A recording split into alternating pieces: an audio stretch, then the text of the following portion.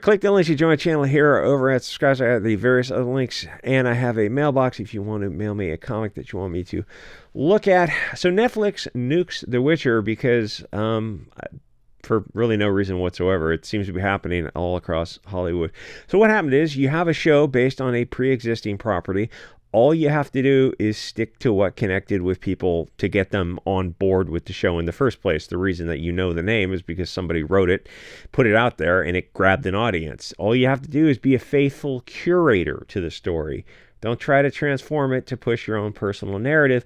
Otherwise, you're going to alienate the audience. Oh, how dare you say we'll alienate the audience? Well, I mean, there's like a dozen examples in the past 5 years of people doing that with comics, movies, and video games. Oh, well, no, you understand, we're purifying the audience because we're getting rid of all the Hugo Boss. That's an interesting business plan. Let's see how that pans out for Netflix, but let's see how that works out for Hollywood. I think you're going to see in the next 10 years some radical changes in Hollywood as they come to a point where they start running out of money. And I mean, Amazon, not so much. They can go the longest because it's a tiny little offshoot for them. But Netflix, that might be the first. Then you'll start to see some cracks appear in Disney.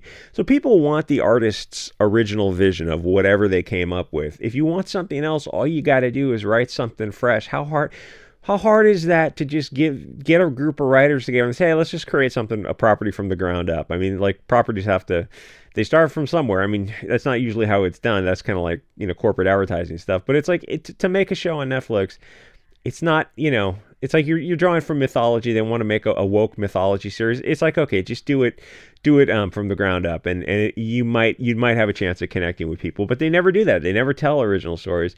They just buy these existing properties, they make them woke, and then they destroy them.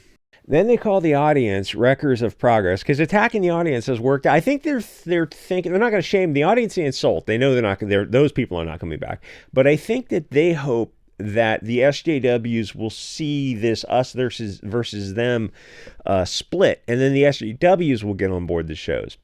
That doesn't seem to work either, because you're more likely, like, both sides of the political aisle are more likely to watch a show that is curative and not transformative, even if it is anarchic. What am I trying to say? Something that's a product of its time, like something like the original Lord of the Rings. Even if you did that today and it was faithful, it would still be a bigger hit across party aisles, left or right. People would tune in. That would be like $1 billion property today. Where when they do stuff that's woke, the right wing doesn't buy it, and the left wing underbuys it also. So the thing usually ends up bombing. So attacking the audience doesn't usually work too well, just because they don't want to buy commie propaganda. Because I mean, that's what the stories are. Like, people want organic stories. Once you depart from that timeline of an organic story, it's propaganda. That's literally the definition of what propaganda is. And they just look you in the eyes and goes, yeah, but we know what's best for you. Our propaganda is good for you. It's like, no, you're the worst people on earth. You're the people who fly to islands to be with those under the age of majority. I mean, these are the worst people to lecture us on anything. I mean, like, how many abusers are in Hollywood, and like the mainstream Hollywood has cheered them on as long as they made money for them, and then they lecture us on inclusion and diversity. It's like, yeah, anything you say is just the fruit of the poison tree. So yeah, let's be clear here. That stuff absolutely ruins stories, and I know it's not politically correct. It's time to look at why these shows are failing, because woke stories are not organic. So what happened was you got a show with Henry Cavill, who is a fan of the source material, but Netflix and the writers and directors are super woke. So Henry gets on board the show, and he thinks, naively, sweet summer child, he thinks he's going to do The Witcher. But it turns out that they want him to do some commie, furry, otherkin, woke cancer, and also they wanted to sexualize him a little bit or something, which, if the show was better and it was a huge hit, I bet he would probably would have been willing to compromise on, those kind of shirtless type of scenes if the show was loyal. Because I'm sure he's done that kind of stuff before. It's like, if you got a body, you might as well use it, is my thought. But the story was a departure from the origin story, and they wanted him shirtless, like, for no reason. It's just to try to get some chicks on board the show. And he starts talking to them about the script, and it sounds like he knows the source material, but the writers don't know the source material. Well, that's obviously going to be a problem. So the smart thing to do, if I was the executive producer, I'd say, okay, we're gonna hand over the power to you as chief writer, executive producer of the writers, whatever you call that position, say, okay, you control the writers, and if you want to write your own scripts, you're in charge. If it succeeds or fails, we're going to gamble on you. But it seems like you know your stuff better than the writers. You're in charge. And then it's on him. It's like you're rolling the dice, but without him, you're guaranteed to fail. So it's like it's in game theory. It's like go with something that has a higher probability of success. And Henry Cavill would have given you something anyway, but they didn't do that because they're really committed to pushing some kind of weird narrative. And like for them it's an insult for them to say, oh no, we're not going to tell the original story. That's like istophobic. It's not diverse and inclusive.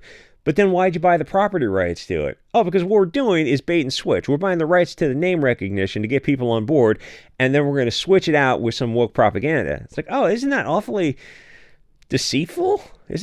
Aren't you lying to the audience? Like, of course they're lying to the audience. Where have you been? They've been doing this for decades. So Henry leaves the show and is going, it's going to turn out to be a massive failure for the show because half the reason people tuned in was for him, and the other half was they wanted to see the show true to the origin, and he supported that. And then the story comes out that he's leaving because he was loyal to the original story, and these woke soy boys and cat ladies want to turn this into a story to grind an axe. Like if they could find a way to force a Trump character in there with blonde hair and a red hat, they absolutely would. So Henry leaves, and the audience starts leaving also. And then the idiots at the show do the exact opposite of what they should.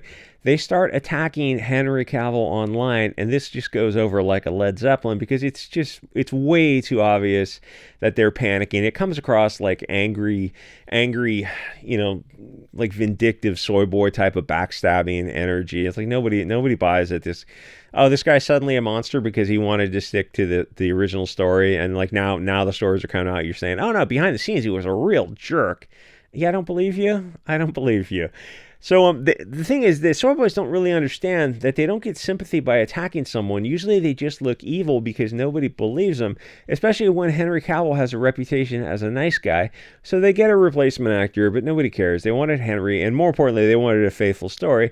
If Hollywood wants woke propaganda, they should just write something original. For the love of all that is holy, it can't be that hard. And they don't seem to be able to do that. So the cycle just keeps repeating. I mean, find somebody like, hey, we want to write something that sells. Oh, you want like woke, diverse inclusion? No. We just want something that sells. Oh, that would be a departure in Hollywood. It's like, yeah, here's $10,000. Come up with a script outline for character development. Like just come up with something. Here's $10,000. If we select it, then you'll be paid more. And you don't want it woke. You don't want it diverse, inclusive, all that kind of cancer. No, we want to actually connect with the audience and make money. Like, I think you'd find artists and writers who would be on board with that, even if they would have to write it probably anonymously. So they find something, they build it up, then they transform it into something different, and the audience leaves. Then they call the audience istophobic, intolerant bigots, which oddly enough have been signs that something is going to be good. Like, it's time to just own that, because when the most evil people on earth are calling you intolerant, and you're looking at them like, you guys want to bang kids, and you're calling us, Hugo Boss. It's like something doesn't make sense here. Usually, whatever the soy boys are outraged by has got better odds of succeeding than what they claim to love. And I say claim because they, oddly enough, don't often support the stuff that they say they want in shows and comics and video games. They don't often turn out to actually pay for it. They don't support their own woke cancer. There was a show that came out a couple years ago, Bros. It was some kind of BLT comedy, and I mean, it was weird. I saw some of it to do a review on it. It was just stomach turning. I mean, it's comedy. It's like these people are on another planet. It's comedy, and the camera pulls out, and they're like, it was not going to connect with 99% of the mainstream audience. And you look at me like, you guys put $50 million into a BLT comedy where you're showing kind of some graphic stuff. That's $50 million, and as it turns out, they lost $30 million on the movie. It's like, did you learn your lesson? No, absolutely not. They don't learn anything from that. So nobody watched that movie, and I don't know what he blamed Middle America. And it's like, the coastal regions could have paid for that movie and made it a success easy. It's like they didn't watch the movie either. Oh well, yeah, but it's Middle America that I want to attack. Good luck with that. And there's been a dozen other chick flick type of shows the feminists don't actually go watch the movies. And I think the reason is because men drive sales of movies because they drag people to movies. So anyway, this show is obviously dead in the water because I guess they're just idiots. I don't know how else you describe them. I don't know how else to describe what's going on in Hollywood. Honestly, it's fascinating to watch Hollywood. And the next few years in Hollywood, it's just going to be amazing to watch these shows come out and just sink and just underperform. Like Snow White's going to be the next one. It's like, how much, the Deadpool will be like, how much do you think Snow White's going to lose? Is it $20 million? $50 million? I don't know what the budget on it. Oh, it's not Snow White. It's like Snow White and the 7 magical creatures or helpers or something like that. So I would have just called them elves. That would have been I don't think elves connect to anyone. She didn't want to call them anything else because it's offensive to Peter Dinklage or something. So good luck with that. Good luck with that. I mean, I never thought I would live to see, I don't think anyone over in their 40s never thought like they would live to see this. Like, you're going through a soft Bolshevik revolution? Yeah, it's soft and it's hitting some snags because of that little pesky Bill of Rights, which is, like, you're not going to take on the government. Yeah, tell it to the laughs in Vietnamese and various other languages. Anyway, so they get on Twitter and they release this tweet that says the character's still in the show, but they won't name Henry Cavill for some reason. And then please watch our cancer because like season 3 still got him in there. It's like season 4 they switch over characters, but the responses on Twitter are like, just go F yourself. Like people wanted him and they wanted the show loyal. They're just done with The Witcher. It's like eventually people are going to be done with Netflix. You're going to look at it like, why am I paying $15 a month when everything is just kind of soylent crap? And they insult the audience constantly on social media. I don't know. I don't pay for any of this stuff. Anyway, like, comment, subscribe, and I will see you guys all next episode.